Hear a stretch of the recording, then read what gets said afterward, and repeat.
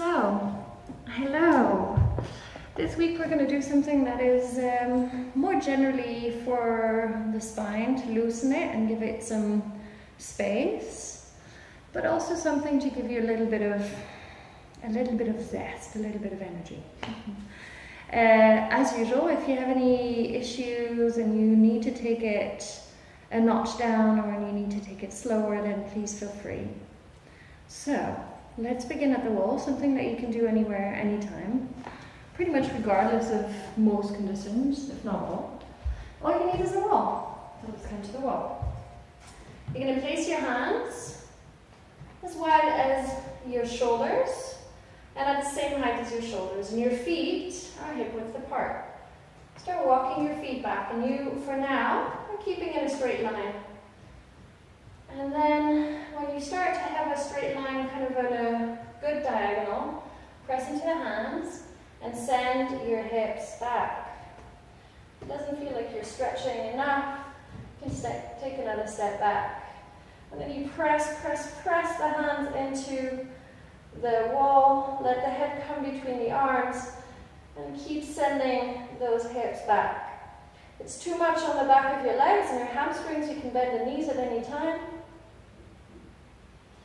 Then you breathe into the back and into the back of the legs. And it's really important you keep pushing into the wall and keep pushing, so to speak, those hips back. And then to come back, draw the belly in, start walking towards the wall, and then let go. It's a nice stretch for the whole of the back and then the back of the legs. Now, a little bit more kind of in detail into the spine, working really into the independent vertebrae. We're going to do something which is equally very gentle and which you can take to whatever level you want. Same thing, the feet are hip width apart. And first and foremost, make sure that you're really firmly planted in your feet, that the toes are nicely spread on the floor. And then bend the knees a little bit. Tuck the chin in. Take a few breaths here, letting the head really hang very heavily, so you start to loosen the back of those cervicals. So the vertebrae in the neck are called the cervicals. You could stay here, that could be more than enough, especially if you've got like upper back and neck stuff. But if you wanted, you could start rolling down, letting the head be a weight that carries you down. And you can stay at any point you want and just let everything really hang. And you can come down as much as you want or as little as you want.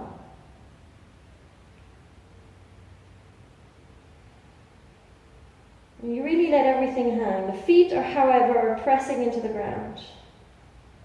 And then when you're ready, pressing even more into the ground, slowly roll up.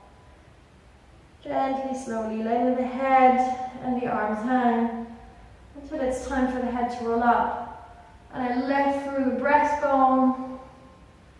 And you can repeat this a few times. It's really quite lovely. And then the other one is working the space between the vertebrae, but more kind of sideways, more in this kind of motion rather than forward, backwards, forward, backwards. We're going to do more of this. So plant your feet a little wider than your hips. And again, your arms are completely loose and you're basically just going to do kind of a twisting motion. But what's important is that when the arms go one way, you lift the heel of the other foot. The other one rests planted, but opposite foot to where the arms are going, heel lifts, knee bends. Then the arms swing the other way, you bend the other, lift the other, heel bend the other knee.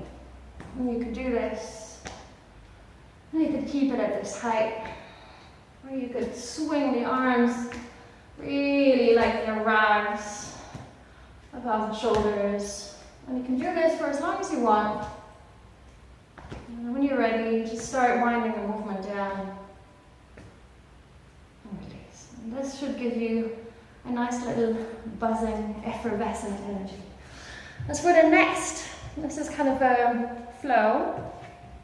So you come and sit down onto your heels. And if you have issues with the front of your ankles, then just fold the blanket underneath so they have something to rest on. Come and sit and rest into your child's pose. Your arms are stretched out forward. Forehead is resting to the ground. And then on an inhale, come up, rounding the spine, really rounding it. And then when you're up, send that pubic bone, this part here, send it forward, forward, until it's time for the chest to open. Open it up. And then roll your inner thighs up, so as not to compress the lower back. And then on an exhale, press into the hands, round the back once again, sit back down. So let's do it once again. Inhale, dragging the hands down into the ground to help you lift up, come up with a rounded back. And then when the shoulders are above the hands, start sending that pubic bone forward, start rolling your inner thighs up. And then open the chest, roll the shoulders back. Exhale, press into the hands, round the back. And sit back down. And you can do this however much you want, how many times. It's quite a nice flow that opens the back of the spine and then the front of the spine equally. And it also starts to work a little bit of your abs and a little bit of your arms.